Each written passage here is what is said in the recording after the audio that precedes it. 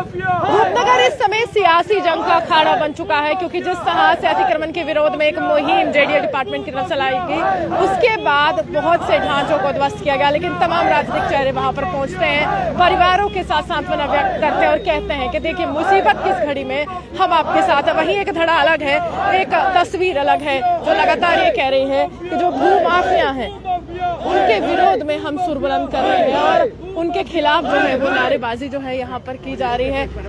अशोक जी, आपसे जानना चाहूंगी, जहाँ एक तरफ तमाम राजनीतिक चेहरे उनके साथ सांत्वना व्यक्त कर रहे हैं, आप उनको भू माफिया क्यों कह रहे हैं? भू माफिया इसलिए क्योंकि उनके पास ऑर्डर नहीं है, उन्होंने जमीन को भू माफिया की तरफ पकड़ा हुआ है। ये ऑर्डर है अलॉटमेंट का, ये कोर्ट का ऑर्डर है। भू माफिया इसलिए कह रहा हूँ, उनके पास कोई कागज है तो बताएं।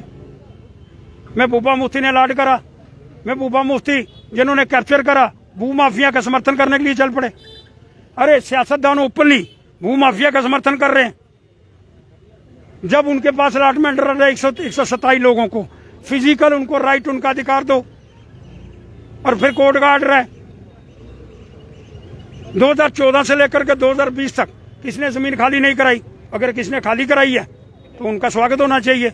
वो वीसी ने कराई है, वो डीसी ने करवाई है, डिविजनल कमिश्नर ने कराई है, उनका स्वागत है। और उनको फिजिकली जमीनी स्थल पर उनको उनका अधिकार मिलना चाहिए। यहाँ कहा जा रहा है कि समुदाय विशेष को निशाना बनाया जा रहा है, गुर्जर कम्युनिटी। केड़ा समुदाय? भू माफिया समुदाय? भू माफिया कोई समुदाय होता है? जमीन कैप्चर करने वाला कोई समुदाय होता है? उनको गुजरों का नाम देंगे।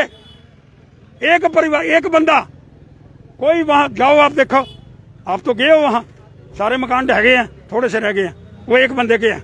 मैं चैलेंज करता हूँ, जिस जो कोर्ट के अंदर गया वो एक बंदा गया, बाकी तो कोई नहीं गया। लेकिन वहाँ पर एक सवाल और भी है कि वो लोग कह रहे हैं, जो वहाँ के बुजुर्ग है, वो कह रहे हैं कि 1947 से हम लोग यहाँ पर है। अगर जेडीए ने वो जमीन किसी को अलॉट करवानी थी तो पहले उनको जानकारी दे दे कि हम यहाँ मौजूद हैं। मैं यहाँ मौजूद हूँ, रोज प्रोटेस्ट करता हूँ, मेरी हो गई। आप यहाँ आती हैं, आपकी हो गई। आने से क्या होगा? सरकारी उसका मंत्र तंत्र है ना, उसका फर्द है, उनके पास था। एक बंदे ने कोर्ट के अंदर रिट करी तो गुज्जर समुदाय कहां से हो गया? मेरे रिट की कॉपी ये लो, डबल बेंच की, एक बंदा है। समुदाय कहां से आ गया गुज्जर? इसको दिखाओ भाई। वहाँ तो टेंट भी लग चुके हैं। टेंट लग चुके हैं तो वो टेंट गिर भी जाते हैं। जब दूसरी तरफ से लोग उठ करके जाएंगे, टेंट छोड़ करके वहाँ कुछ एक चिड़िया भी चोंच मारेगी, फिर बात करना। महबूबा ने तो उस जमीन को ही उनका कह दिया, वो कह रही कि उनकी जमीन है, उन्हें वापस कर दीजिए। अगर है वो, तो महबूबा डबल बेंच के फैसले को नहीं मानती है। महबूबा ने खोल अलॉटमेंट करी, उसको नहीं मानती है।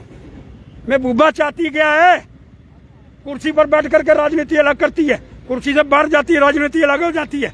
जो लोग भू माफिया का समर्थन करेंगे, हम उनको छोड़ने वाले नहीं है, चाहे महबूबा मुफ्ती हो, चाहे मुफ्ती साहब हो जो ऊपर चले गए हैं। मैं ये कहा जा रहा है आंदोलन लंबा चलने वाला है। अरे आंदोलन को समाप्त कैसे करेंगे? अरे 3 दिन ठहर जाओ, फिर आपको बताऊंगा आंदोलन केड़ा, तो बंदे केड़े, तो परिवार केड़ा।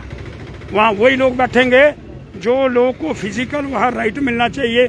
127 परिवार, इनको अलॉटमेंट हुई है, जिन्होंने कोर्ट से ऑर्डर लिया। देखिए, जिनका अधिकार है उन्हें उनका अधिकार मिलना चाहिए, और वो जो जमीन है जिनके अधिकार में आती है, वो जमीन उनको मिलते हुए उन्हें पूरी तरह से आश्वस्त करना चाहिए जेडीए को कि देखिए आपको अलॉटमेंट की गई है और आपको जो है हम जमीन जो है प्रदान करें। हालांकि तमाम ढांचों को ध्वस्त कर दिया गया। कुछ दिन पहले राजनीतिक चेहरे वहां पर पहुंचते हैं, चाहे जी अमीर की बात करूं, रमन भल्ला की बात करूं, मुस्तफा कमाल की बात करूं और साथ ही साथ जुल्फिकार अली की बात करूं, उसके बाद महबूबा मुफ्ती, यानी कि हर एक सियासतदान जो इस समय विपक्ष में बैठा हुआ है वो राज्यपाल मनोज सिन्हा से कड़े प्रश्न पूछ रहा है।